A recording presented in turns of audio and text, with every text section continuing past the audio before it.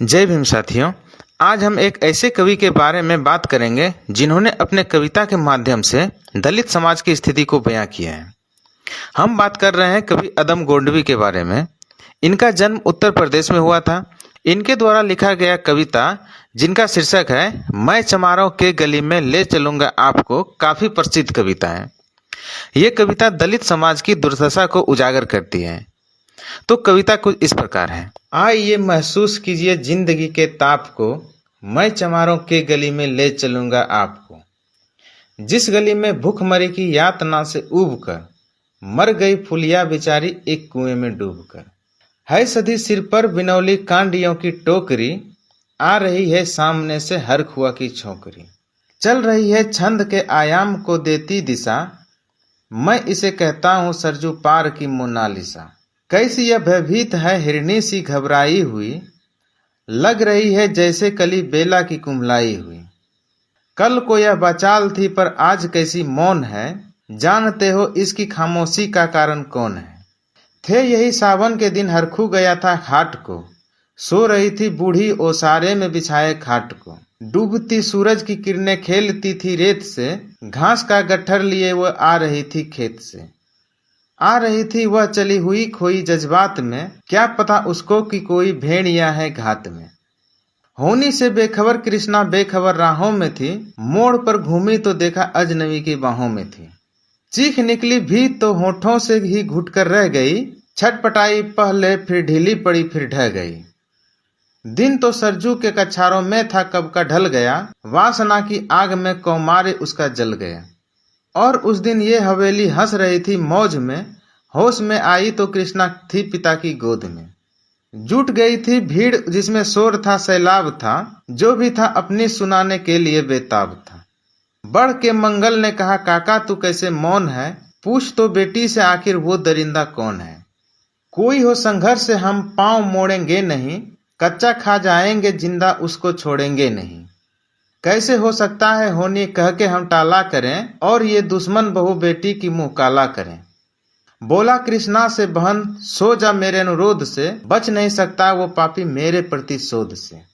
पड़ गई इसकी भनक थी ठाकुरों के कान में, वे इकट्ठे हो गए सरपंच के दालान में। दृष्टि जिसकी है जमी भाले की लंबी नोक पर, देखिए सुखराज सिंह बोले हैं खैनी ठोंक कर।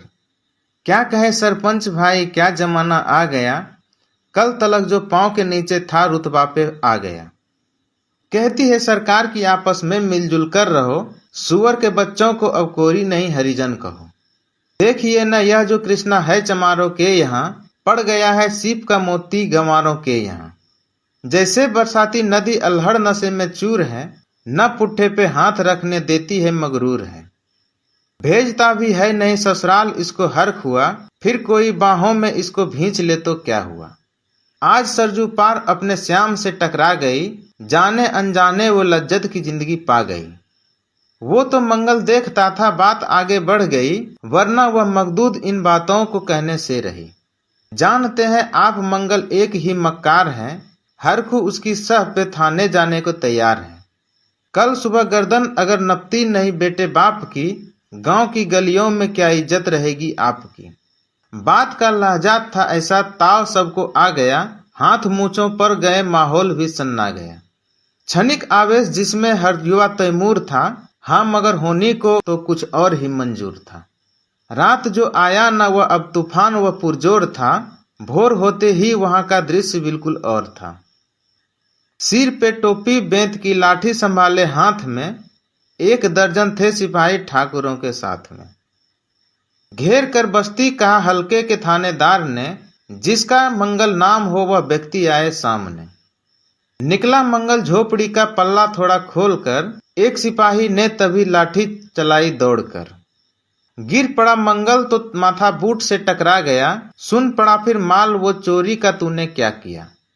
कैसी चोरी माल कैसा, उसने जैसे ही कहा एक लाठी फिर पड़ी बस होश फिर जाता रहा।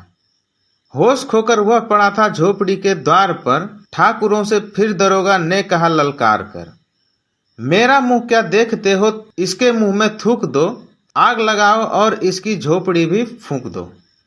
और फिर प्रतिशोध की आंधी वहां चलने लगी, बेसहारा निर्बलों की झोपड़ी जलने लगी। दूध बुहा बच्चा और बूढ़ा जो वहां खेड़े में था, वह अभागा दिन हिंसक भीड़ के घेरे में था। घर को जलते देख कर वे होश को खोने लगे, कुछ तो मन ही मन मगर कुछ जोरों से रोने लगे। कह दो इन कुत्तों के पिल्लों से कि इतराए नहीं, हुक्म जब तक मैं न दूं कोई कहीं जाए नहीं। यह दरोगा जी थे मुंह से शब्द झड़ते फूल से, आ रहे थे ठेलते लोगों को अपने रूल से। फिर दहाड़े इनको डंडों से सुधारा जाएगा, ठाकुरों से जो भी टकराया वो मारा जाएगा। एक सिपाही ने कहा साइकिल किधर को मोड़ दें, होश में आया नहीं मंगल को हो तो छोड़ दें। बोला थानेदार मुर्गे की तरह मत बांग दो, होश में आया नहीं तो लाठियों पर टांग दो।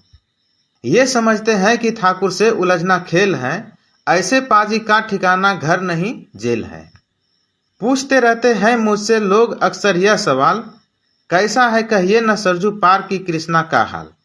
उनकी उत्सुकता को शहरी नग्नता को ज्वार को, सड़ रहे हैं जनतंत्र के मक्कार पैरोकार को।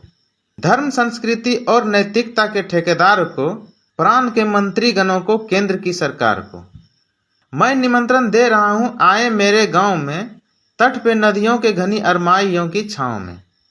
गांव जिसमें आज पंचाली उघाड़ी जा रही, या अहिंसा की जहां नथ उतारी जा रही।